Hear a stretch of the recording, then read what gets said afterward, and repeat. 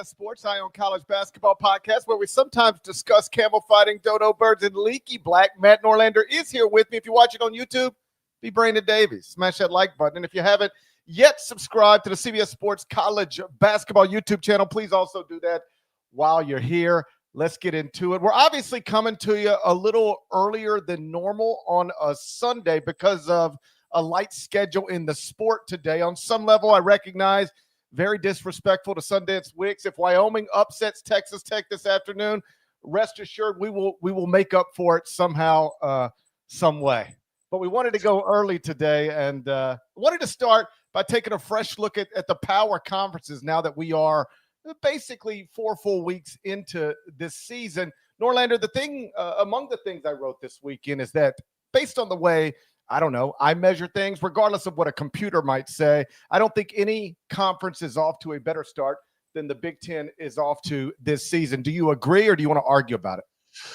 We're going to dive right in. By the way, it's great to see you. We are going early. This 1 p.m. NFL slate is meh, to say the least. I have no faith in Sundance Wicks getting it done with his Wyoming Cowboys against Texas Tech and Grant McCasland, so let's just dive right in. Also, I didn't realize this. My man here, you'd have to be watching on YouTube to be able to get a hold of this.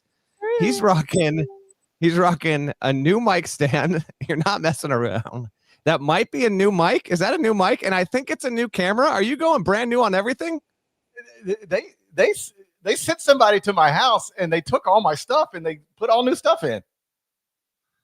Well, I love to see this. Now, here's the next question. We're going to get, I have to address this right off the top. You're not packing this when you go on trips, right? This isn't going to have to go through the TSA situation. I hope, I pray. For everybody who's been wondering how my travel situation will be with podcasting equipment, I'm sure that's what you're here for. Instead of watching Shadur, you're here to find out exactly how I plan to travel with podcasting equipment. No, everything that is now in here, brand new, is awesome. Could not be more appreciative, and it will never move. It's going to stay right here, and now I will take different podcasting equipment. It'll just stay in a travel bag. It'll just stay in a suitcase. In fact, I might just leave it in New York City and then just see it when I get there. But I'm excited. It's like Christmas around here. You know, it's like Christmas came early around here. All right, I love to see it, man. You look good. Everything looks amazing there. Let's dive in. So your premise is that the Big Ten is the best league in college basketball right now. Is that your premise or your curiosity? I think that's my premise. I think I've been impressed by no conference as much as I've been impressed by the Big Ten. I can run you through some stuff if you want me to. You know what? You do that. I've got numbers on all 5 power leagues. We're going to touch on every single one because as we come to you live here, it is November 30th. We are 1 full month into the season. And by the way, the net rankings will make their public debut on Monday morning, December 1st. So before we get that key metric, let's hash some stuff out. Let's arbitrate some stuff with all these 5 leagues because I do think there is a compelling case for the Big Ten, the Big 12, and the SEC. But let's kick it off with the Big Ten, which most notably, I think, leads the nation with the amount of undefeated teams that are remaining. It has 7. No other league has more than 4. But again, we'll get to the other leagues in just a few. What do you got on the Big Ten, GP? It leads the nation in trophies. That's a good place to start. I have 8 Big Ten teams in the top 25-1 right now, including number 2 Purdue, number 3 Michigan. If you're curious, I still have Arizona number 1. Based on the strong body of work that I think is better than anybody else's body of work. Again, 8 Big Ten teams in the top 25-1 right now. No other conference has more than 6.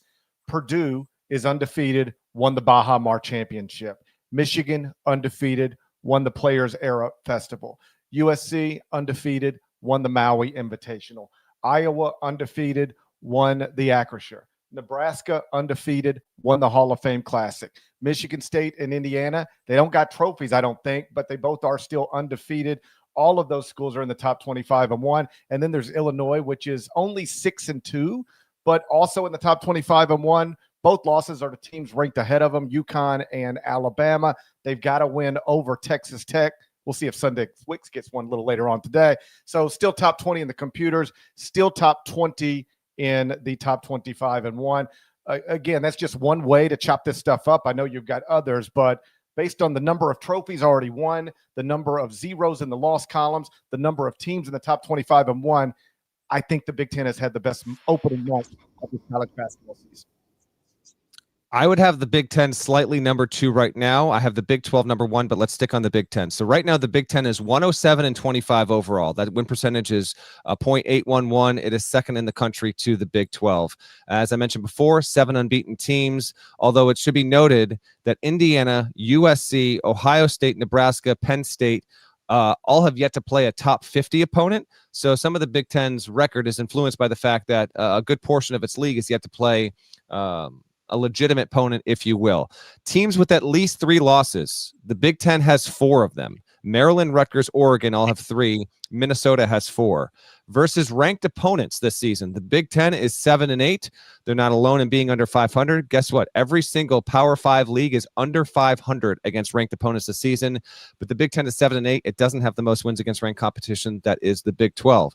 Versus top 50 Ken Palm teams, the Big Ten this season through Sunday, November 30th, is 12-13. Now, 8 of those 12 wins, 66% of those wins, are responsible by way of Michigan and Michigan State. So 2 schools out of 18 are responsible for 66% of the league's best wins overall. But nevertheless, 12-13 against top 50 competition. That is the most wins. That's the second most wins against top 50 competition overall. It's a really, really good start for the Big Ten. Here's why I have the Big 12 number 1 to this point. And this is presuming, by the way, that Texas Tech and West Virginia both playing on Sunday after pod time. We're gonna give them those wins. And if I'm wrong, then I'll own it on Wednesday. But we're gonna say they win those games. Okay. So with those wins on the books, the Big 12 is 98-20. So it has the best win percentage by a little bit of a margin, but a margin nonetheless over the Big Ten. It has 4 undefeated teams still in its ranks: Arizona, Colorado, Iowa State, and Oklahoma State. Teams with 3+ losses, none. It's the only league in America where not one single team at the end of November has at least 3 losses. Versus ranked opponents, the Big 12 has 1 more than the Big 10, despite getting the same amount of opportunities. It's 8-10 versus ranked opponents, and the Big 12 is the only league in the country right now that is above 500 against Ken Palm top 50 competition through Sunday, 17-15 overall. And whereas the Big Ten has had 5 schools that have yet to play a top 50 opponent, only one of the 16 teams in the Big 12 has yet to play a top 50 team. That is Colorado, which to this point is still undefeated, really off to a nice start over there. So not big margins, GP, but to me overall, I would say that Big 12 is 1, the Big 10 is 2. And then here's the twist on all of this. Neither of those leagues are ranked number 1 at Ken Palm right now. The SEC still ranks number 1 in the country through 1 month of the season. Some of that is still predictive in nature, but even accounting for that, its lead is actually pretty comfortable. At Ken Palm, it goes SEC, then Big 12, then Big 10. There's a drop-off. We'll get to the ACC and the Big East in just a second there, but that's my case for the Big 12. Thoughts on those 2 head-to-heads before we dive into the SEC? Some of this just comes down to what do you care about most? Strength at the top or top to bottom strength, right? Because if I'm looking at it, the Big 12 at Ken Palm, and there's a million different computers out there. This is just the one we're referencing for this conversation. The Big 12 at Ken Palm has exactly 1 team outside of the top 85, whereas the Big 10 has 4. So the Big 10 is going to have more garbage at the bottom than the Big 12. But I'm more interested in looking at the top. That's all we ever think about anyway. Who's going to be a top 4 seed? Who's in the top 25? Who's in the top 25 and 1? Who's top 50 at Ken Palm? How many bids is a league going to get? And so the way we view the sport is typically from top to bottom. We focus on the top more than the bottom, the quality at the top more than the garbage at the bottom. And when you do it like that, that's where I settle on the Big 10 being ahead of the Big 12 and the SEC, though I am not ignorant to what the computers say. Another way to frame it, I told you already, I've got 8 Big 10 teams in the top 25 and 1. No other league has more than 6. It is the Big 12 and the SEC, both with 6. If you want to take it to Ken Palm, Ken Palm has the Big 10 has 10 teams in the top 35 at Ken Palm. The SEC has 8. The Big 12 has 7. The SEC has 11 in the top 40, but 0 in the top 9. The Big 12 has 7 in the top 40, including 3 in the top 9. And the Big 10, again, has 10 in the top 35, including Purdue and Michigan, which are obvious national championship contenders. So there's more good teams in the Big Ten than I think there are in any other conference. And I think they've got multiple legitimate, undeniable national championship contenders. If you frame it just like that, I put Big Ten at the top. I think it can be either or. I would take Big 12 because not a single team has 2 losses. Everyone's played good competition. It's the only one above 500 overall as a conference versus top 50 competition, and has the most wins versus ranked competition. That's just the counter to what GP just laid out there. Before we get to the SEC, I want to tag off what you just said there. Big 10, Big 12 national championship contenders. So in the Big 10, I'm going to say the school, and you say yes or no national championship contender, and let's frame it like not here in the moment. It's yes in the moment, but I believe that over the course of the season, this team is going to be in the conversation to be a national championship contender. Okay. Mm-hmm. All right. Michigan. Yes. Purdue. Yes. Michigan State. I think we can maybe stop right there. I think you want to stop there. I mean, to hold the trophy at the end of the whole thing. I'm saying in the conversation to win a national champ, like a contender status. You want to stop at Michigan and Purdue? You don't think Michigan State, Illinois are in there? I mean, you got to win. I'm not talking about just get to the Final Four. I'm talking about once you get to the Final Four, you got to win 2 more games. Hold the trophy, win 6. I don't know that any league's going to have more than 2. Okay, then let's expand this out to Final Four contenders. Okay. Yeah. Michigan. Sure. Purdue, yeah. Michigan State, yes. Illinois, yeah. Okay. Indiana.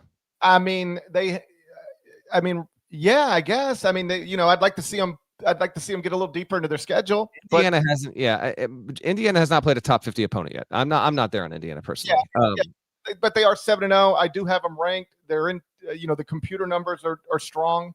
They've looked good, but the schedule is the schedule to date. I would take a TBD on that, but let's say a DBD is a no. It could still happen, but it's got to be a belief today. So Indiana, no. I guess I would say any team that's top 20 in the computers a month into the season is, I think, by definition, a Final Four contender. But I understand why you'd be skeptical. So Iowa, 21 at Ken Palm, Final Four contender. I mean, I guess so. They got Ben McCollum. He goes to the Final Four every year. Best I could tell, 4 Division II national championships, and his Division I record is now updated at 38-4. USC. I mean, how many? How GP? I mean, I don't have a top 50 win yet. I mean, congrats on winning Maui. It's a good start, but I mean, what do you like? Yeah. All of these teams you've named so far are top 30 in computers, and top 30 teams but you can be the 27th best team. Doesn't mean you're a Final Four contender. Like, I do not think Indiana, Iowa, or USC are Final Four contenders right now. I could change my mind by the middle of January, but the teams from the Big Ten I feel comfortable about right now to be Final Four contenders, both in the here and now, and to actually be in good standing by the time we get to say the end of February. I would say Michigan, Purdue, Michigan State, Illinois. A 5th could emerge from that. I personally don't feel comfortable adding any other than the 4 at the top of the Big Ten right now. Personally, we're just thinking of this 2 different ways. I'm falling on the idea that, I mean, NC State went to the Final Four a couple of years ago. I know that's aberrational though. I know, but like teams that are like borderline top 20-ish teams, 15 to 25 range are almost always like they got a chance. They're in contention to go to a Final Four, whether I'll pick them or not. If you're asking the question, do I think any of those teams are the only 2 I would trust to get there? Like, yeah, go ahead. I'll put some money on them on November 30th. I could see them getting there. That's probably Purdue and Michigan. Michigan State because of Izzo and just because they're rock solid. But I wonder if the talent gets them, the lack of high-end talent gets them at some point. I don't mean that to sound disrespectful. Michigan State's very good. I've got them in the top 10. But that's not a team that is similarly talented to some of the other teams that we're going to end up talking about. Michigan, Purdue, I think, obvious contenders. The rest of them, I'd be surprised if they got there. But my point is, there's nothing crazy about thinking a, say, 7-0 Iowa team that's 21st at Ken Palm. There's nothing crazy about the idea of that team maybe winning 4 games in the NCAA tournament. I agree with that. I agree with that. That in generally speaking, I just wouldn't rank Iowa right now among the 20 most likely teams to do it. But again, that could change. All right, Big 12 to me objectively has more contenders. Are you only going to take 2 from this league? You say the top of the league matters. Where are you cutting it off? Houston, Arizona, Iowa State at minimum. What about Kansas when they get Darren Peterson back? BYU with DeBonta, Texas Tech. Doesn't it feel like the Big 12 at the top is stronger than the Big 10? I think the Big 12, if we're just doing it like 1 against 1, 2 against 2, 3 against 3, 4 against 4, yeah, I think the Big 12 probably stronger than the Big 10 in some of those. But once you get to like 5 against 5, 6 against 6, 7 against 7, 8 against 8, that's where I think the Big 10 starts to – there's more strength in that 4, 5, 6 range than I think there is in the Big 12. But we are really – I hope this is clear – splitting hairs. I know. Listen, it's good to just bounce back and forth and disagree a little bit every so often on the pod. I know. I have Twitter. I know what this looks like on Twitter. It's going to get turned into all sorts of things, and we're talking in a nuanced way. But the real ones that listen to the pod, you know what we're talking about here. Also, we just want to give a good little landscape of the sport here. Again, we're 4 full weeks into the season, and with the net coming out tomorrow, this will be a good way to set the table. Let's move on to the SEC. So the Big 12 is win percentage of 831. Big 10 is 811. SEC 782. They're 93-26 overall in record. 3 unbeatens left: LSU, Missouri, and Vanderbilt. But LSU has not played a top 100 opponent yet. And neither has Missouri, by the way. And then A&M, which has, it's also the other, A&M has not played a top 50 opponent, but it has lost a game. Teams with 3+ losses in the SEC, just one. It's Mississippi State, which has 4. But there are only 5 teams with either 0 or 1 losses, and I believe that's second to the Big 10 overall. Versus ranked opponents, the SEC, 5-11 so far this season. Record versus the top 50 at KenPom. This is what, to me, I know it's ranked number 1 at KenPom right now. This is what firmly, to me, puts the SEC at 3rd. It's 8-19 versus ranked competition, top 50 competition so far. That's the picture on the SEC. GP and I had a little fun with the SEC preview podcast where I believe you predicted 13 bids for this league. I said there was no chance. You tried to mock me. This now means there is no chance. The SEC will not send 13 teams to the tournament this season. 12 is going to be extremely hard. 11 might be on the table, but a big step back after an all-time season last season, but still a firm, strong 3rd. I think you can, if you really, really want to try and build out the case for the SEC, you have to do it based on the fact that you've got 5 teams with either 0 or 1 losses, and you are ranked number 1 in some metrics. But overall, I would think that we agree SEC number 3, although maybe you have SEC 2 and Big 12 3. Where do you land on the Southeastern Conference? I actually ranked them to put them in a certain order, and I think I had it SEC 2, Big 12 3. But the issue have I convinced you? I'm open minded. Like, I am convinced the Big 10 is the best based on the way I view things, because I don't care about the garbage at the bottom as much as I care about the strength of likely NCAA tournament teams. Like, take 1 through 8, 9, 10, 11. I like that in the Big 10. Big 12 SEC, I could take it in any direction. The thing that would concern me about the SEC is the SEC has 11 in the top 40, whereas the Big 12 only has 7. And I sort of cut it off at 40 because that's in the range of at-large conversation, typically. And so the SEC has more of them than the Big 12, but 0 teams in the top 9. You realize what the top-rated KenPom SEC team is right now, right? Ooh, I actually don't. Let me guess. Not Kentucky, not Florida. Bama seems like it's a trick.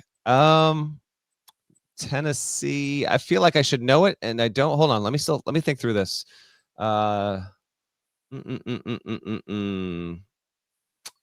the hell? I'll say Tennessee, but I know it's wrong. Who is it? It is in the state of Tennessee, but not the University of Tennessee. It's Vandy. Good on Vandy, man. 8-0. 0 wins over ranked teams, but they are beating the shit out of everybody. St. Mary's by 25, VCU by 15, UCF by 12. So it's clear Mark Byington's got a good team in year 2 in Nashville. It's unclear just how good. I mean, the efficiency numbers are great. They are beating, okay teams badly, but their first game against a currently ranked team will not come until January 7th against Alabama. But yes, technically right now, Vanderbilt is the highest rated SEC team at KenPom. In the preseason, I had Florida winning it. You had Kentucky. Where are you at now? Good question. And Vandy fans, we won't get out of here without giving a little more love to your team. Parrish, that's a good question. Honestly, Right now, Bama is my answer. Yeah.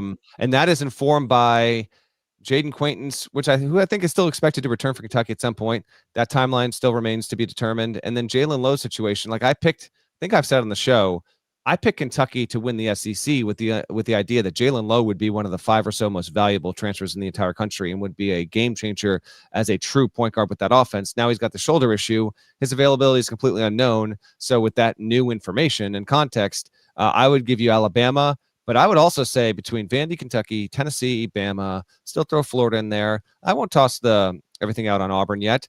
This does feel like, and maybe Arkansas gets together. It has not beaten a good team yet. We could have a really awesome race in the SEC. We got to get to early February before we know if that's actually the case. But as things stand right now, 1 month in, that feels like it's an even tighter race than I would have thought a month ago. Yeah, I've got Alabama as my highest ranked SEC team in the top 25 and 1 right now, but that's at 11. So highest ranked SEC team, not even in the top 10 at the top in the top 25 and 1. But I guess I would go to Alabama, and you can sort of, if you care about stuff like this, trust the program, trust the coach. Nate Oates has won 2 of the past 5 regular season SEC titles and 2 of the past 5 SEC tournament titles. So the past 10 trophies the SEC has handed out, Alabama's got 40% of them. So, and they might be in position to add another one come March. Yeah, and they're 2-2 right now, not just against top 50 competition, against top 20 competition. They got the win at St. John's, and then they win against Illinois in Chicago. They lost at home to Purdue, and then I was there in Vegas when they gave Gonzaga a decent enough push, but they wound up losing by 10. As for Vandy, just real quick, Mark Byington's done a really, really wonderful job. The notable win so far at UCF, whatever, but it is on the road, and then they win the battle for Atlantis. They get that done. They beat VCU, who's shown some nice signs early, and then St. Mary's was able to be just utterly dominant, 96-71 on Friday down there in the Bahamas. And you almost never see a team hit 90 against St. Mary's and Randy Bennett. Extremely impressive by Byington. Not a flashy coach because of where he coaches, doesn't get a lot of run. I'll remind folks, this is the guy who took James Madison to the tournament, beat Wisconsin, 32 wins at JMU just a couple of years ago, getting the Vandy job and off to a really nice start here this season. Vandy fans did give me some flack, and they were right to do so, because I think I had Vandy 41 or 42 to start the season. This is not only a top 25 looking squad. It's right now, it's top 10, top 15, a lot of metrics, and may prove to be that as well. Really fun offense. So did want to give you guys plenty of love there. Good stuff on Vandy. We can keep it moving. ACC is 4th GP. Here are its numbers: 105-31 overall. That's a .772 win percentage. So 10 percentage points below the SEC. 3 unbeaten teams left: Duke, Louisville, and SMU. Teams with 3+ losses, they've got 5 of them. For a quick reset, the Big 12 doesn't have any. The Big 10 has 4. The SEC has 1. The ACC has 5. Georgia Tech, Notre Dame, Pitt, Syracuse, and BC all have at least 3 losses a month into the season. Versus ranked opponents, the ACC is just 4-9. You heard me correct, folks.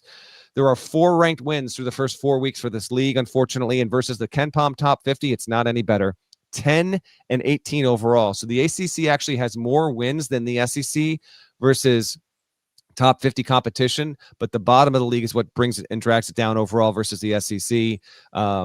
Stanford and Boston College have no top 100 games yet. There have been some brutal losses for this league overall, although I will shout out Pitt. They won at the buzzer over Ohio State from the Big Ten late Friday night. An incredible sequence. In fact, Pitt beat Ohio State at the buzzer on a 3-pointer for the 2nd consecutive season. They had a home and home. Capel's team got it done. Going to need a lot more of that to get Pitt into a better spot overall. But credit to Pitt for getting that done. Before we get to the Big East, which is clearly 5th, thoughts on the ACC so far, GP, this year? Going in, the thinking was Duke won on a tier 2 itself, and then Louisville probably and UNC next, and then we wait and see after that. Right now, it's Duke still on a tier, then I think Louisville on a tier, and then you get into how does that UNC fit in? How does NC State fit in? An NC State team that went 1-2 in Maui, by the way. Clemson is off to a solid start. We got to see a little bit more. Virginia, lost the game to Butler that we didn't think was going to lose, so it gets knocked down a peg. SMU is 8-0, but all respect to Josh, the best win is at home versus Butler. We'll wait and see what Butler is. What are your thoughts on the ACC? First off, I'm not certain I wouldn't put Louisville in a tier with Duke. Okay. I would still have Duke. I don't know, man. I like that Louisville team a lot. We've been over it. I can say the same thing I said last week. We've been over it. But Duke Louisville clearly separated. I think. I know North Carolina fans aren't going to want to hear that, but I would argue Duke and Louisville in a tier above anybody else. I guess I'd put it this way: Duke is about what I expected. Louisville looks great. I thought they'd be good, probably better than I expected. UNC looks good, maybe slightly better than I expected. Then NC State, Virginia, Wake, Clemson are all sort of operating like borderline NCAA tournament teams. So that's 7 right there with a chance to make it. Like you mentioned, SMU 8-0, still lacking signature wins, but 41st at KenPom, that puts you in the range. Last season, their conference rating at KenPom, for whatever it was worth, plus 9.16. And right now it's plus 14.76. So that's the highest since 2019 for the ACC, plus 5.6 points to the better. And it goes up from 5th to 4th. The ACC hadn't gotten more than 5 teams in the tournament since 2021. 4 bids last season, 5-24, 5-23, 5-22. This season, if you just go ahead and pencil in Duke, Louisville, UNC, then you only need 3 more to get to 6.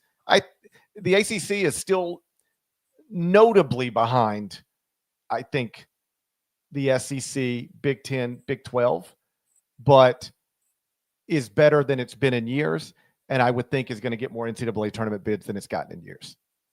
I think I agree with that. Want to see a little bit. I just got to see more. I got to see what NC State's going to be, make sure UNC is going to be good as expected. Virginia, I had high hopes on. Wake Forest is 2, just 2 coin flips away from being undefeated, and that changes the conversation as well.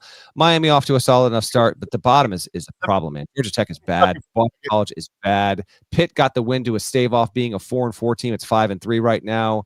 FSU, Virginia Tech got a good start, and then it just lost definitively twice down in Orlando, in the Bahamas at the Battle for Atlantis there. So it is taking on losses that it should be avoiding, and I think 5 is definitely going to happen. I say definitely because I do think 5 will definitely happen out of the ACC. It's the ACC that should happen. But in terms of 6, 7 bids, 8 seems too far of a reach here. We'll see on that. You want to move on, talk the Big East before we head to the next segment here? I was just going to say on Wake Forest, I said the exact same thing you said a week ago. And there's some nitpickers out there that will point out that if Wake Forest would have actually won its first game in the Baha Mar, it would not have played Memphis. It would have played Purdue. And therefore, you can't say that Wake Forest would have been undefeated unless you think Wake Forest would have beaten Purdue. And to those people, I do a double bird. But I didn't want them to get in your mentions the way they got in. I don't care. You get in my mentions. I don't. Whatever. Do what you got to do. Big East is definitively 5th. Not good. Okay. Big East is off to a brutal start this season. Okay. 55-26 overall. A win percentage of .679. Not a single team in the conference. It's an 11-team league. Everyone else we're talking about is 16 or 18 teams. Not a single team in the league is undefeated. Teams with 3+ losses, there are 6 of them. 6 of the 11. DePaul, Xavier, Creighton, St. John's, and Marquette all have 3. Providence already has 4. By the way, Marquette, which took a loss, we can even get into this right now, man. Marquette is 4-4. It took the loss 75-74 on Friday at UIC. I got the cover on that for the Final Four and 1, by the way. It was Oklahoma -1.5. So I did get the win there. Marquette has never lost 4 games in November in its program's history. Now, to be fair, up until, 15, 20 years ago, seasons weren't starting until November 18, 19, 20, right? But still, 4-4, the program doesn't find itself in this position very often. And it is emblematic of what is happening with the Big East overall. Versus ranked opponents, this league is 3-8. There are 3 wins through the first 4 weeks versus ranked competition for the Big East. Its record versus the KenPom top 50, 6-17. It is the only league in which every single team in its league has actually played a top 50 opponent, but not a good record. 6-17 overall. UConn is the only team that is above 500 and has at least 2 wins against top 50 competition. It is not looking good for the Big East. It has actually reached a situation. Now, there is time to do some reversal. We'll see if it can happen, Parrish. But it has already reached a situation with the Big East here where it is under threat to be a 3 big max league. It is under threat. UConn obviously looking good. We think St. John's is going to level out to where it should be, but it's 4-3 right now. Like unknowns. Villanova 5-1. Got to wait and see. Butler 6-1. Got to wait and see. Creighton doesn't look like it has an NCAA tournament team. Seton Hall 7-1. Still have to wait and see. And then you've got Providence, Marquette, Xavier, Georgetown, DePaul. They've all got 3 or 4 losses. Georgetown is 5-2, by the way, but it lost back-to-back games. Dayton and then Miami. Georgetown got off to a nice start. It won at Maryland. Folks, Maryland is ranked 94th at KenPom right now. So a lot of factors going against the Big East. It's going to need a big December to, and certainly have teams like Villanova or Butler or Georgetown to course correct itself to get itself into a better spot. But it is not debatable. Right now, the worst power league through the first month of the season is the Big East. Yeah. I've got 2 Big East teams in the top 25-1. UConn at 4. That's easy. They're excellent. St. John's at number 25. I've still got him in there. To the fella who said you can't rank a team that's 4-3. Yes, you can. I'm doing it. And also, like, logically, that's just stupid. What if you're 4-3 and your 3 losses are to the teams ranked 1, 2, and 3, and your 4 wins are over the teams ranked 4, 5, 6, and 7? You tell me you couldn't rank that team? You could. That'd be one hell of a schedule. That'd be the baddest schedule ever. Yeah, that'd be incredible. It sounds like something. It sounds like you're daring Nate Oates to do it. By the way, don't tweet me dumb stuff. That's all I'm saying. All right. I just proved to you how you could rank somebody with a 4-3 record. Twitter streets out there insisting that you can't. Don't worry about the Twitter streets. By the way, as you continue, our poll, what league is going to get the most bids? They side with UGP. 62% say it will wind up being the Big Ten with the most bids. 34% of the vote going to the Big 12, and then just 5% a year after setting the record. 5% of the vote going to the SEC. I think GP's got a very good chance at having the Big Ten having the most bids. I would pick the Big 12 as the best league right now through the first month of the season, but I think bid-wise representation when we get to the tournament, I do think I agree with you that the Big Ten's the most likely to get there, but we'll see. It should be a pretty good push over the next 2.5 months. Often, it's all subjective, but often that is how we define best. How many teams do you get in the tournament? Like that usually equates to how many good teams you had. And so I'm not going to care about, well, how many did they get in the crown though? Yeah. Okay. I know they got 8 in the NCAA tournament, but they got 5 in the crown. Like, that's got to count for some. I don't care how many you get in the crown or anything outside of the NCAA tournament. I'm focused. I'm looking at the good and up. I don't care about the bottom. But in the Big East, like, there ain't much good and up. I mean, I think St. John's is going to be good, but they've done nothing to make me. I'm just hoping at this point. I'm just hoping. I don't really have anything to base it on. It sounds like Rick hates his team. Doesn't know where anybody's supposed to be playing. It's tough. It's tough, man. I got him at 25. Outside of that, I mean, who's good? Nobody else in the top 40 at KenPom.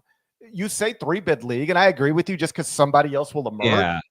But, like, if we were trying to do it today, you'd go, okay, UConn, sure, St. John, sure. I don't know. I don't know. Marquette 4-4, clearly down. I noticed nobody had tweeted for me to rank Georgetown lately. I was like, what's going on with them? I wonder. They've lost 2 straight, 5-0 to 5-2. Creighton fans did not like it at all when we said that's the team in the preseason top 25 that if you got to pick one to miss the NCAA tournament, that's maybe the one I'd go with. They're now 4-3, 56 that KenPom.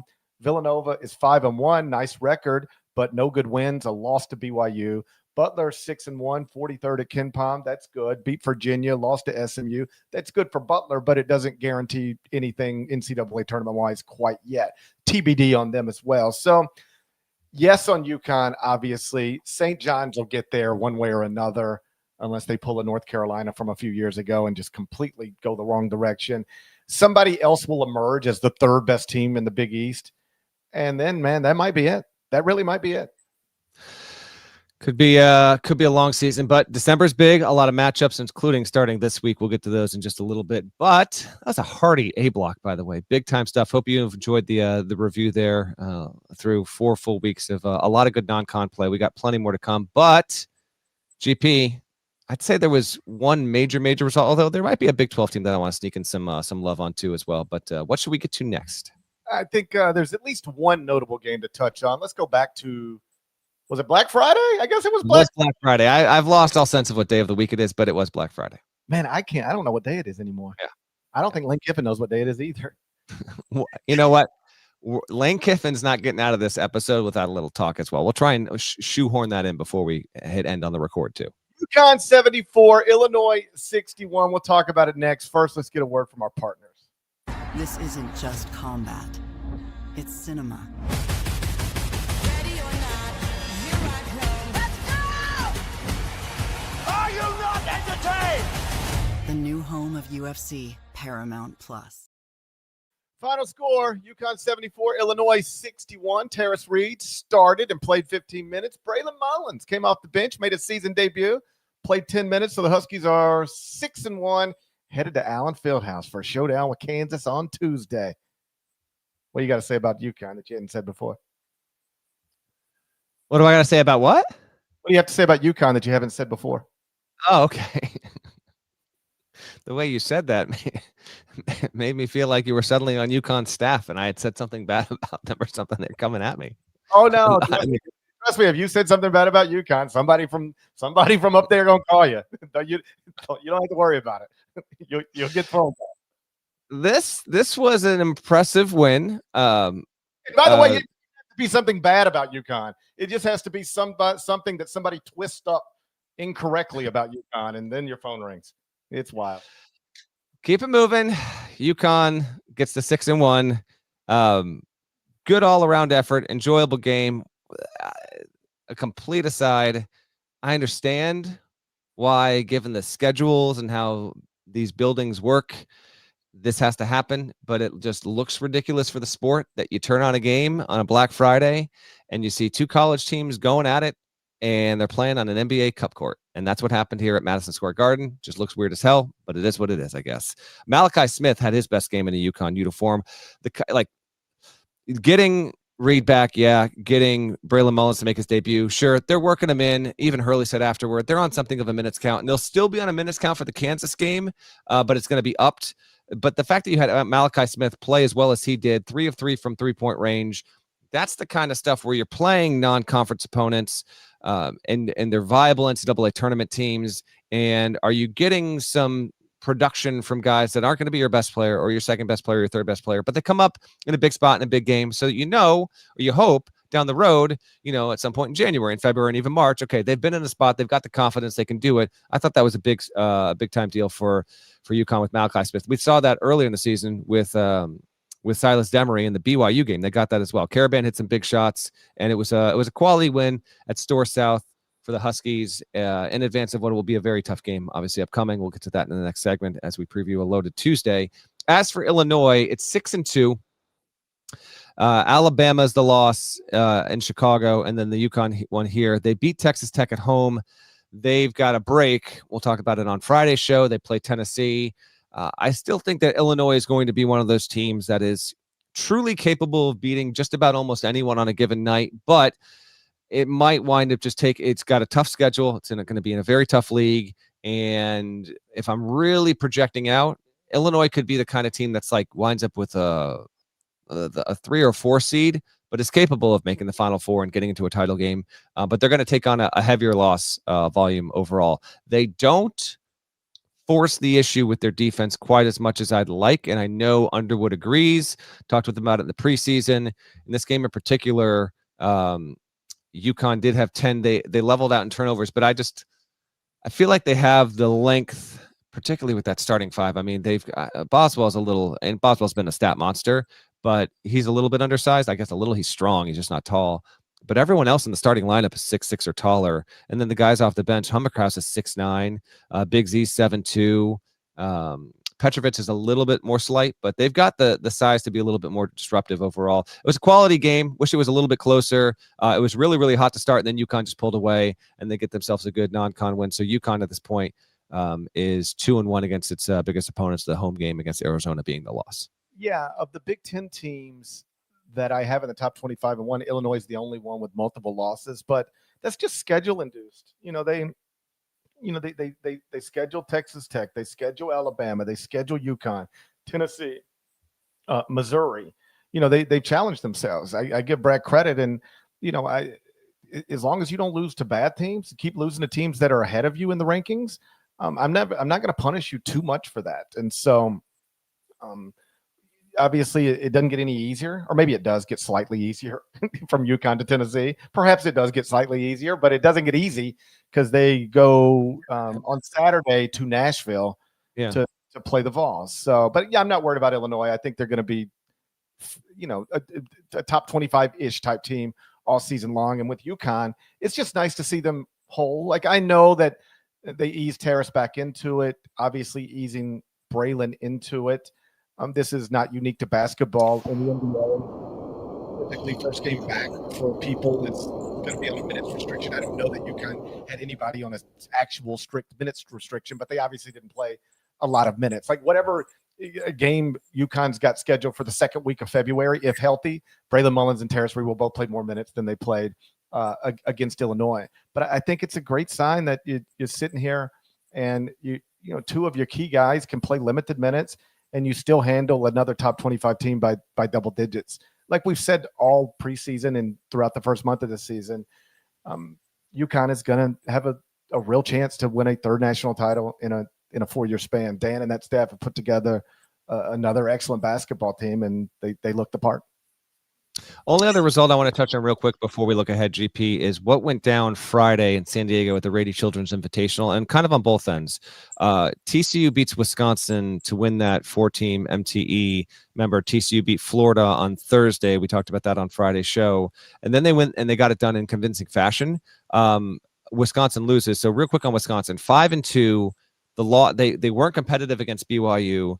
They beat Providence, but Providence might really not be good this season. We'll see. So that win doesn't really amount to much right now.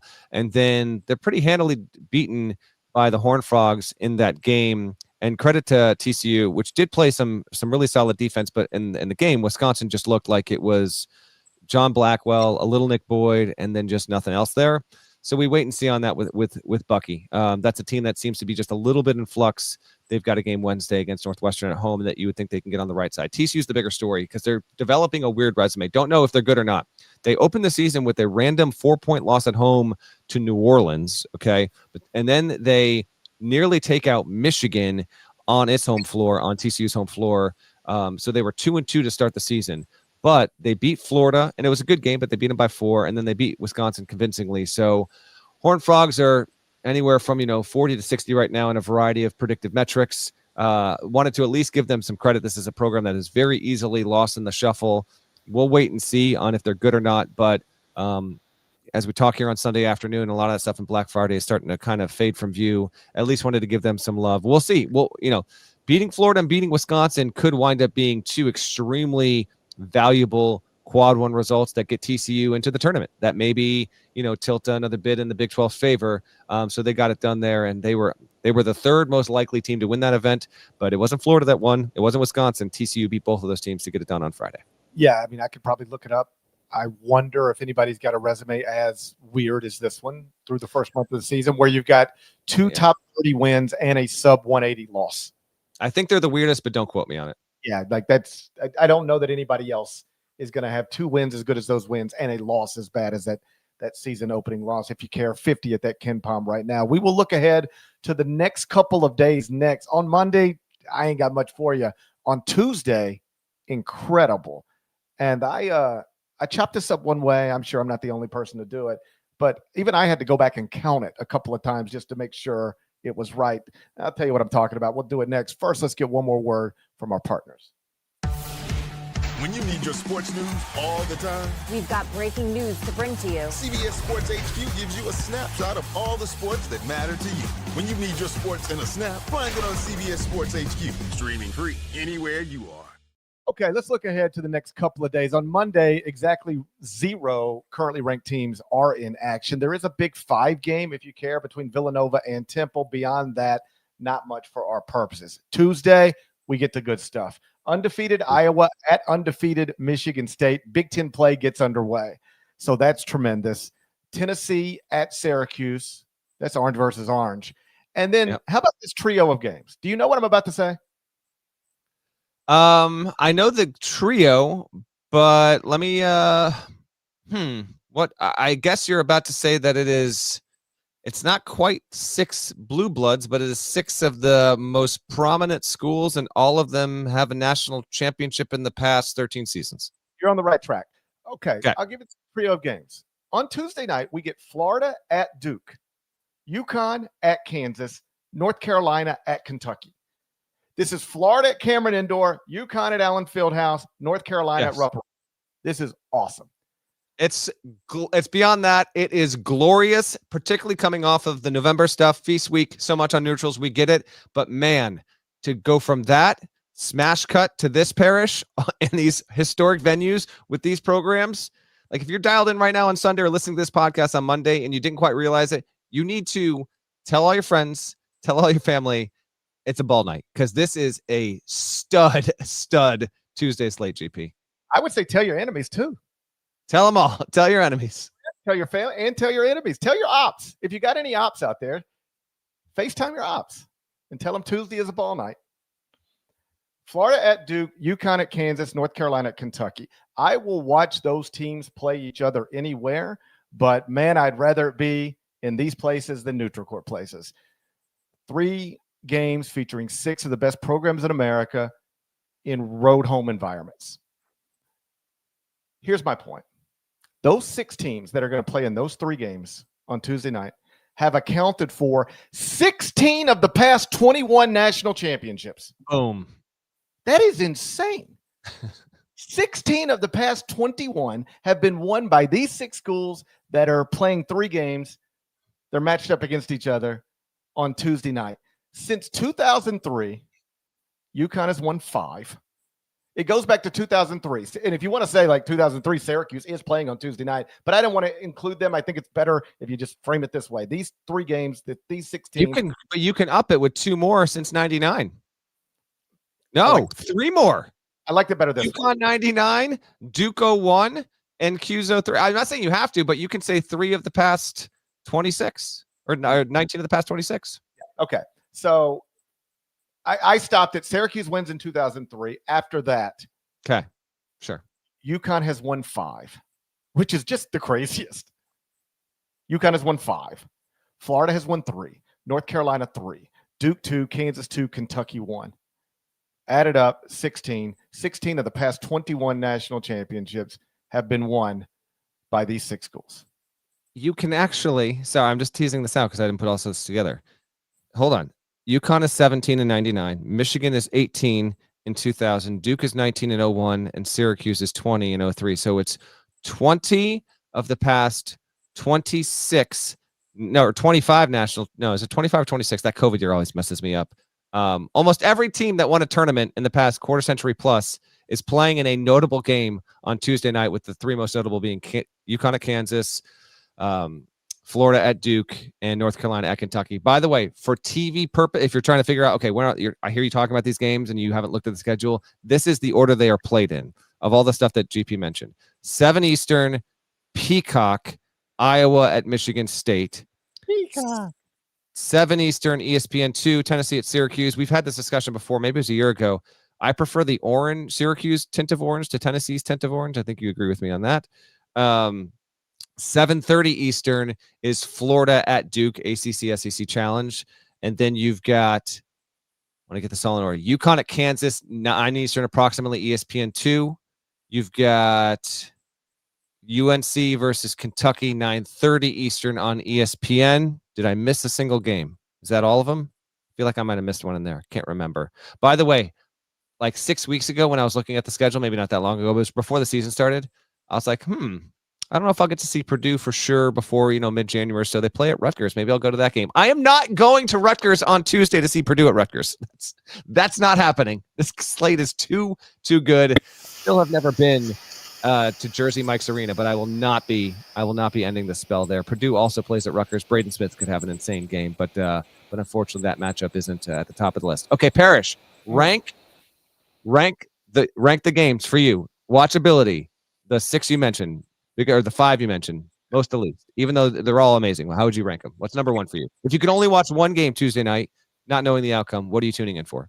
Is Darren Peterson playing? Correct. So I talked to Bill Self. I think I mentioned this on the Friday show.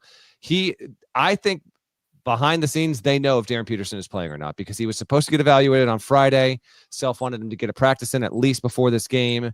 I don't know if he's going to play or not. I am guessing he will play, but I do not know that. It's entirely reasonable to say or think, well, do you want to bring him back against a team as good as UConn right away? Or would you rather ease him in against an easier opponent? If you're curious on that, Kansas's next game is against Missouri on Sunday in a rivalry game. I guess it's easier, but then they got NC State. Like, he's going to return against a high major opponent at some point in the next couple of weeks. So if your answer is Connecticut at Kansas, knowing if Darren Peterson is playing, that's your answer. But what if I tell you he's not playing? Then what becomes number one for you? Florida at Duke becomes number one. It's the reigning champs in Cameron Indoor. Cameron Boozer against his home state school. Mm-hmm. That's all pretty good stuff. But if you tell me Peterson's playing, I would go Utah at Kansas. And then North Carolina at Kentucky, I think, ranks third of three, but it's still obviously great. I tell you what, I think I would go, regardless of Peterson's status, UConn, Kansas for me is number one. I would go, this is such an awesome night of Hoops GP. I would go UNC, Kentucky 2, because there's a lot of now those two teams have not played to expectation, but that becomes a relatively urgent game on both sides. So I think I'd put that at 2. I actually would. This would almost never be the. I would put Iowa at Michigan State 3. Is Iowa for real? We get them in a league game on the second day of December against a Michigan State team that is performing at a top 10 level right now. I would have that ever so narrowly ahead of Florida at Duke, and that's primarily because Duke has been incredible. It gets us on its home floor, and Florida has been a little bit underwhelming. And so my expectations for that game are not for Florida to necessarily have it within one possession with 20 seconds to go. I'd love to be wrong, but that's why I would have it narrowly 4th, and then Tennessee at Syracuse is clearly 5th. But regardless, Tennessee is going to go on the road and play a Syracuse team that just played a bunch of teams that were in the same event as Tennessee, and now Syracuse has got it almost won a couple of them. There's an urgency there, but that's clearly the 5th one. I think I've heard you say Florida's probably not going to be able to keep it a one-possession game every game dating back to the 2025 NCAA tournament. It's working out for me so far, right, this season? Yeah, it's working out for you. Working out for you so far. Yeah, I mean, UConn, Kansas could reasonably be best no matter what, because Kansas at home, whether Darren Peterson plays or not, it's still Allen Fieldhouse. You still have to pay heed. You think Dan Hurley's going to pay heed? Well, he's already paid heed before. These two teams played to a 4-point result 2 seasons ago in Kansas, almost on the same day, December 1, 2023. They played, and I think Hurley paid heed there. It was a really, really good game. And now they've got this home and home going here. So it's great to see these two teams playing each other again, and they'll play each other again next season there. We'll see if they can keep it close. That was this 37-3 UConn team. Oh, just as a reminder, yeah, one of the most dominant teams we've seen. One of its 3 losses that season came against Kansas, but that's just a tremendous matchup. Darren Peterson or no Darren Peterson, I think. Let me check this. I think this is the only, in a stacked non-con schedule, I think this is the only roadie for the Huskies. It is, because they had BYU in Boston. They just played Illinois in the Garden. They will have Florida in the Garden at Jimmy V next week. I intend to be there. They've got Texas at home. So the one true road environment for the Huskies, and that should be an awesome one. And obviously we will recap all of this on just an incredible Wednesday pod. You got anything else, or can we just talk Lane Kiffin real quick before we get out of here? Because I actually haven't had Twitter up the entire show. I assume this is made movement in the past hour, but I don't have that answer. My understanding, by glancing at Twitter every so often, is that Lane Kiffin is now LSU's head coach. He will not coach Ole Miss in the playoff. And Mississippi resident, take it away real quick. I am actually genuinely, every so often we drift into just a little college football stuff. This is happening in the moment as we're doing this pod. Your wife is an alum. You have plenty of friends who are alums there. I've got a couple of thoughts, but I hand it over to you. What are your just thoughts on the here and now and over the past, week plus of all this? I say this with no emotion whatsoever. The truth is, I am a Mississippi native who still lives in North Mississippi. I grew up a University of Memphis fan. I went to the University of Memphis. My wife is an Ole Miss grad. She doesn't, I mean, she's happy when they win if she hears about it, but she doesn't follow it or care too deeply about it. So I say any of this with no emotion. I don't think a normal person does this or even considers it. I think 99% of coaches at that level of the sport, like you're already at a power conference school, I think it's a non-starter. The timing doesn't work. And you just say, man, I would love that job under different circumstances. But if I have to either take it or leave it right now, and taking it right now means walking away from a team that is not only a legitimate national championship contender, but is going to host a postseason game, a college football playoff game in the first round, which could reasonably double as the biggest sporting event in the history of the state of Mississippi. As sad as that might sound, it's possibly true. Mm-hmm. I don't think a normal person, most normal people could do that. I think they just say, I can't. I'm sorry. It's like the timing just does not work. Basketball coaches are presented with this type of stuff all the time. I can remember UCLA wanting to talk to Greg Marshall when Wichita State was on the way to going to the Final Four. And not only would he not consider, obviously he would never. Can you imagine? It's you're going from the round of 32 to the Sweet 16, and in that week you change jobs. Like that's not something that happens. Greg Marshall obviously wouldn't even consider changing jobs in the middle of the NCAA tournament. He wouldn't even talk to them, was my understanding. He said, you wait till my season is over, and then I'm happy to sit down with you. And if we're like telling the truth, he would have almost certainly been the next head coach at UCLA. But he said, I'm not talking to you till this season's over. And they said, we can't wait. And he said, well, I understand. And I hope you guys understand. And that was the end of that. I never blame another person for taking a better job. I would never want somebody to criticize me for taking better jobs throughout my career. That's all these men are mostly doing most times. This is different. Quitting on a team, quitting on a university that gave you a chance right in the middle of a playoff run, that's bad. That's bad. I don't think many people would do this. I'm still a little surprised that he did. I thought for a while, this is what, if you'd asked me last week, here's what I said. Yeah. He wants the LSU job. He would love to take the LSU job. I think he's going to beat Mississippi State, realize what he's going to have to walk away from to take the LSU job, and can't pull the trigger because you can't do that. You can't pull the trigger on that. I was just wrong because I underestimated just how single-minded he is. I don't want to use words like the other words people are using, including the word hoe. I'm not going to use that. But I don't think a normal person does this. I don't even think a normal person considers this. What do you make of it? I find the entire story with Lane Kiffin to be one of the most interesting things in sports of the past few years, honestly. I'm coming from this as someone who follows a ton of the, business side of college athletics, but is not living or following into day-to-day just intensity that comes with the sport of college football. I'm going to plug our Cover 3 podcast. Those guys do an awesome job, and they've got a tremendously devoted fan base. And I know there is some cross listening between our show and their show.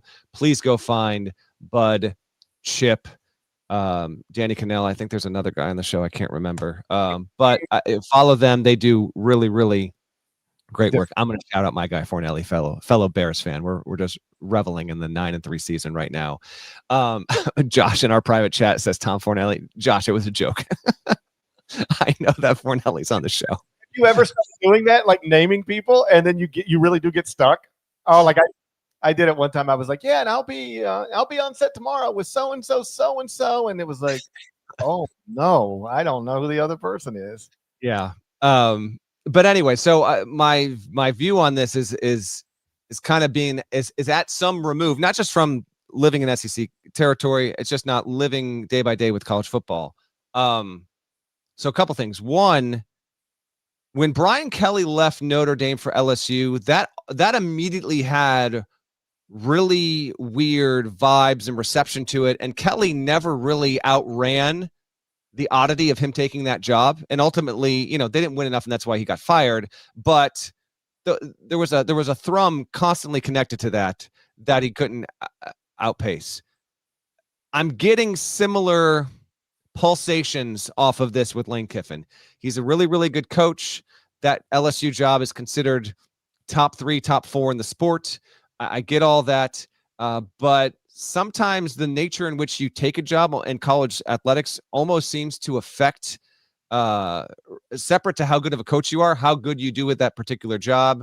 I posted this earlier on Blue Sky today. I'm curious if you could go back and look at, the past 30 years in college football and college basketball at the high major level, when a coach is in a good spot, has overachieved, but then opts to take a chance on what's perceived to be a better job. I don't have the answer. I'm genuinely curious. It would take a bit of research to find this out. How often does that actually work out? Like, sometimes it does. And I'm not talking about like the no-brainer ones. I'm talking about the ones where you can make the case to go either way, or when you leave, it's under circumstances that might cause the fan base that you're leaving behind to not like you. Like right now, this year, we had this with Kevin Willard. And with everything that Kevin Willard went through, we thought that his was among the most publicly awkward, and I don't want to say inappropriate because I didn't think it was inappropriate. As a media member, I'll repeat now what I said then.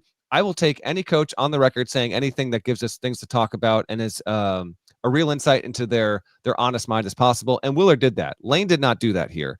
Lane Kiffin has undergone what appears to be a pretty substantial image rehab over the past couple of years.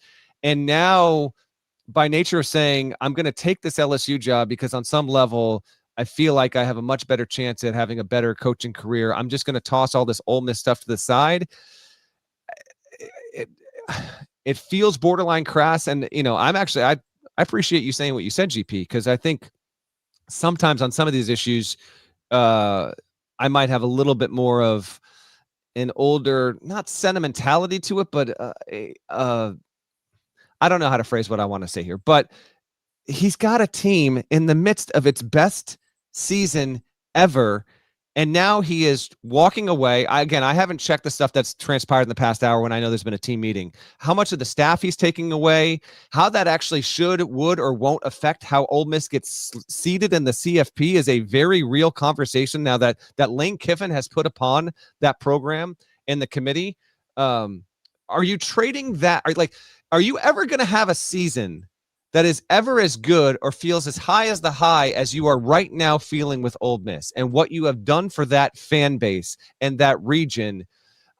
I have significant doubts. I know that 3 coaches have won a national championship at LSU in the past 20, 25 years, whatever it is, and it's such a high level job. I get all that. What are you trading off for? And is it ultimately truly is this worth it? Because Lane Kiffin is going his reputation was already mixed to begin with. And now for everyone, but the exception of one fan base, which may well turn on him in less than 3 years' time, is this actually worth the exchange? I'm super interested, super fascinated by it, but he does not come off looking well whatsoever. I heard people saying, I'll let you take it back here, GP. I heard people saying as recently as 4 or 5 days ago that Lane Kiffin was handling this about as well as you could ask him to. Well, if that was true, that has gone entirely out the window in the past 48 hours or so. And to leave those players, maybe they went in spite of him, I don't know, but you are abandoning ship on a season in which you are on the brink of doing something that was borderline unthinkable for that university. It's kind of gross, to be honest, but I don't fault him for taking the bigger job. I get all that, but I thought this was just badly mishandled. And yeah, good right or otherwise, right, wrong or otherwise, he remains a fascinating character, dating back to when this whole thing starts, essentially when he got the Raiders job at 31, and then he got very famously, very publicly fired by Al Davis. If you just track Lane Kiffin's career since then, it has been unlike anything else we have seen in American coaching legacies. Pete Golding, the defensive coordinator, has been named the full-time permanent head coach at Ole Miss. So they're not doing an interim thing. This is in an attempt to try to keep players and coaching staff available for the playoff.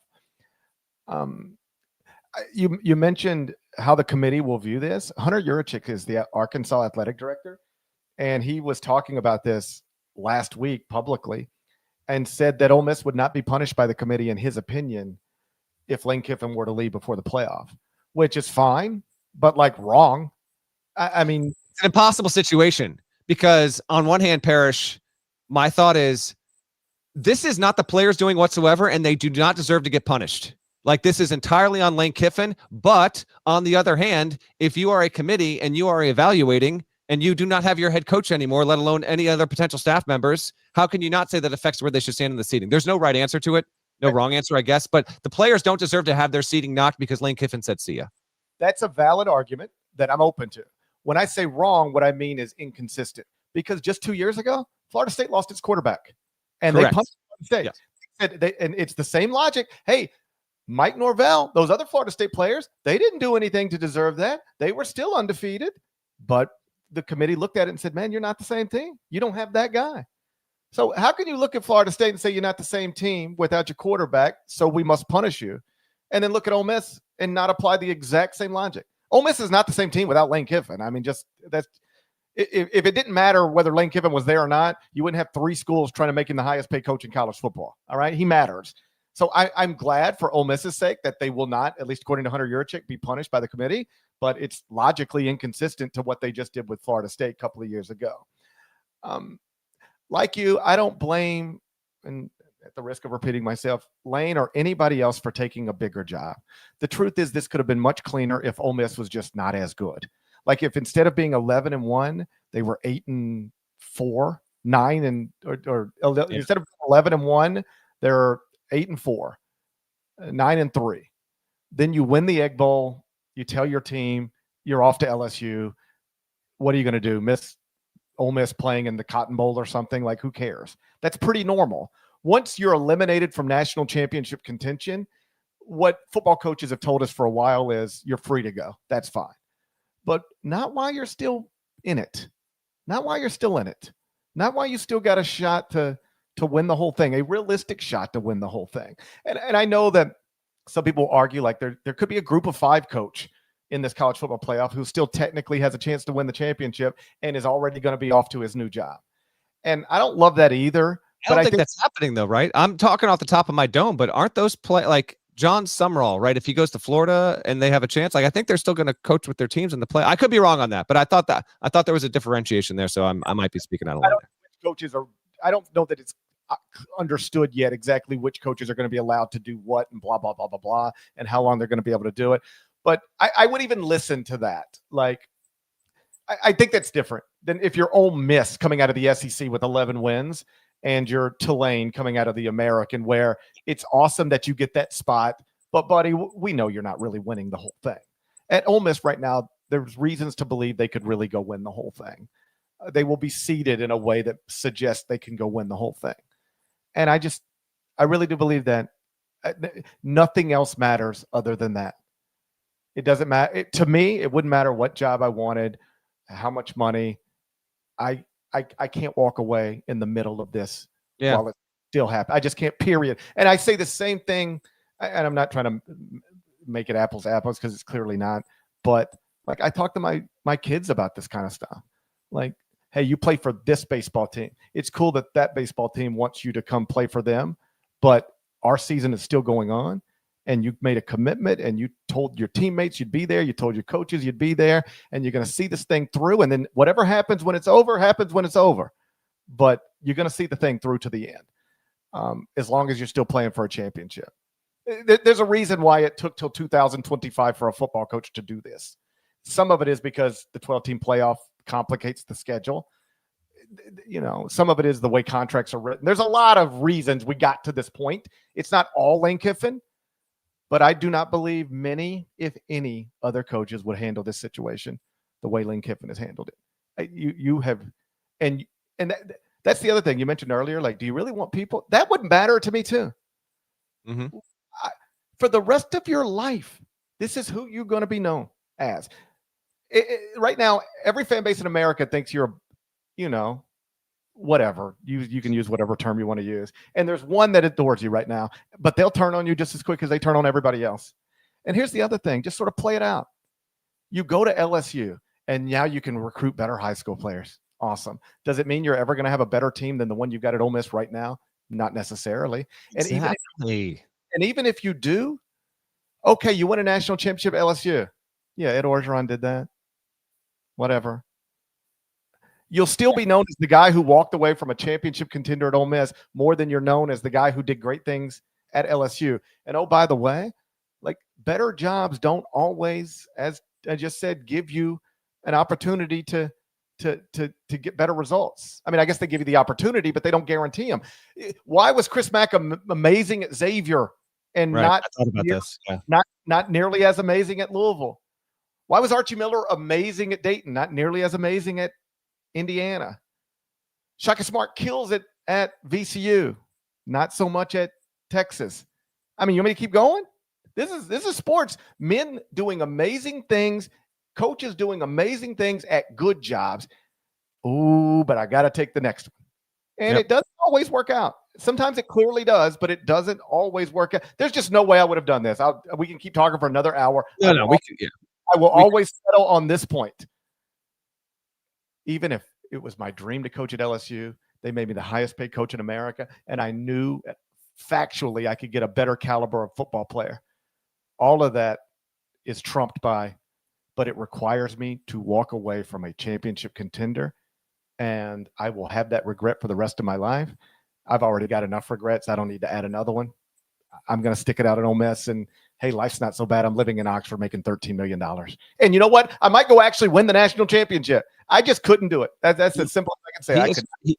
He is trading off a real possibility of winning a national title this year for the hope that he will be able to do it at LSU with no guarantee of doing it. And then, as you said, even if he gets one, is one at LSU.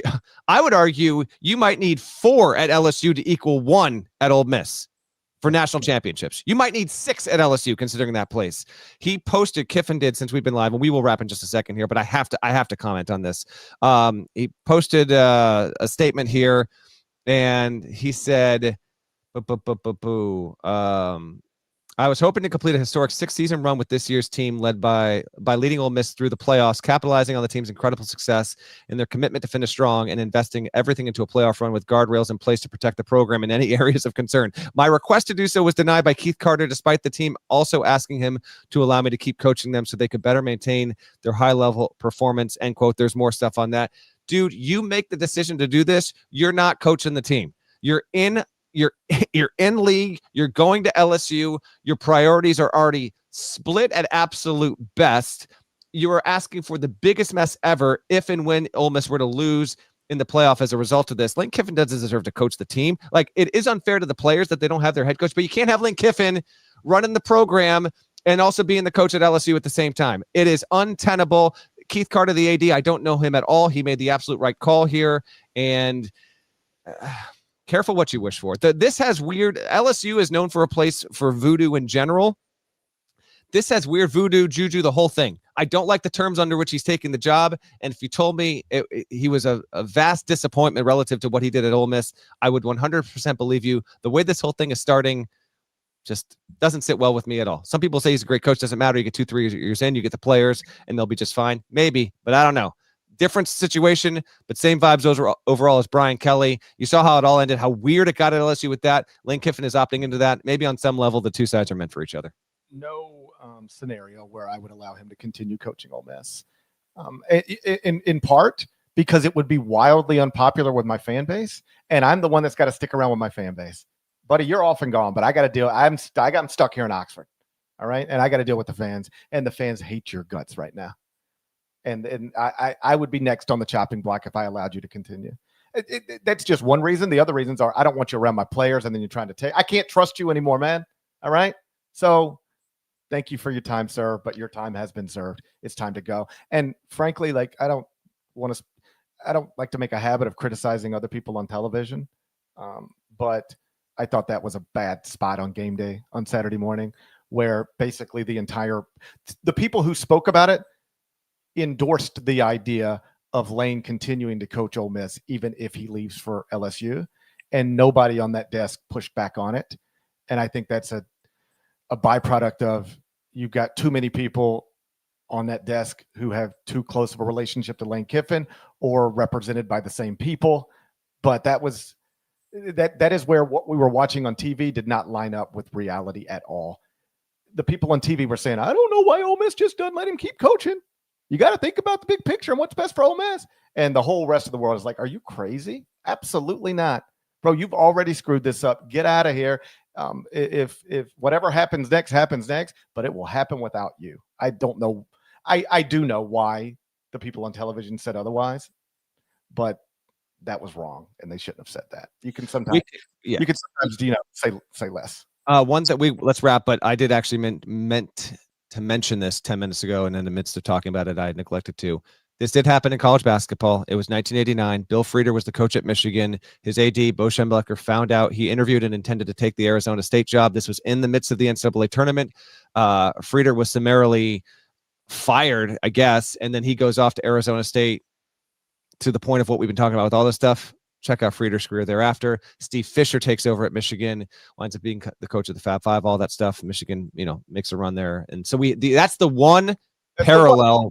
Still different. That's the one. It is still different, but it is the one parallel where that got out a much very different media time, and they said, see ya.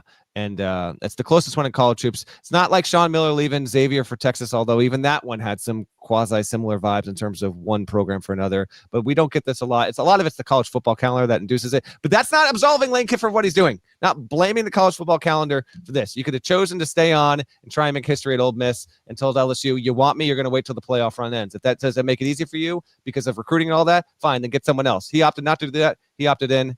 Take a hike. He's out of Oxford. The Bill Frieder thing, and then we'll for real get out of here. Because I went back and read about it just to remind myself, because I knew I'd be talking about this stuff. You're exactly right. He privately accepted agreed, wink and a nod. When this is over, I'm coming to Arizona State. I don't really I remember it, but I don't remember the details because I was like 12. But apparently there had been budget cuts with Bo Schembechler taking money and pushing it to football at the expense of basketball. They had gone from some charters to some commercials, that kind of stuff. And Bill was like, at Arizona State, they're recruiting me. They're giving me everything. So it was kind of like behind the scenes. Yeah, when this is over, I'm coming with you guys. And then it got out. And what I read was Bill didn't want to lie to anybody. He was like, I didn't want this to get out, but I'm also not going to be a liar. And he thought he could just tell his team and everybody, like, listen, I'm going to take this job when this is over, and here's why, and you'll understand. And when Michigan found out about it, they just said, no, you're not. You're gone now, and we'll play the rest of this without you. And famously, Bo Schembechler said, a Michigan man will coach Michigan. And then Steve Fisher wins the national championship, and Bill Frieder. That's a story forever.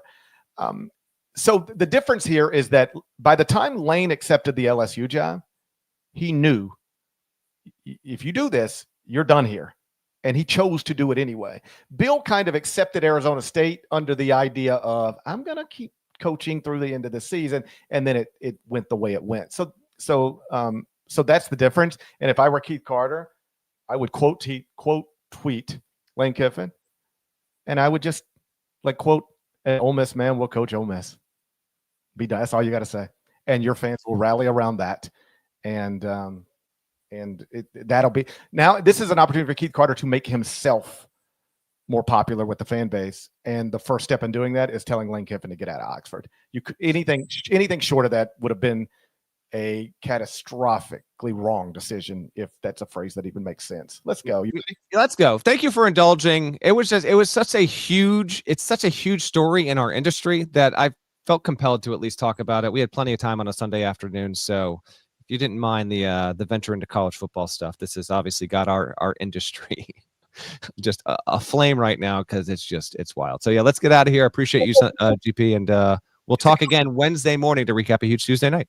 It's a college football story, but it's a college athletic story. Yes. And again, the equivalent of this would kind of be somebody winning a round of 64 game, a round of 32 game, and then before coaching in the Sweet 16, taking another job at a conference rival, and then being told you're not coaching the rest of this NCAA tournament. That's kind of what we're experiencing. It's a one-of-one story right now. Shouts to Devin Downey. Shouts to Chester, South Carolina. Terry Teagle's a legend. Huck Larnell. Thank you guys once again for watching, listening to the Eye on College Basketball podcast. If you're not subscribed, please go subscribe Anywhere you subscribe to podcasts, Apple, Spotify, there's more of us than there are of them. That should be reflected in the comments. So do that, and we'll talk to you again real soon. Till then, take care.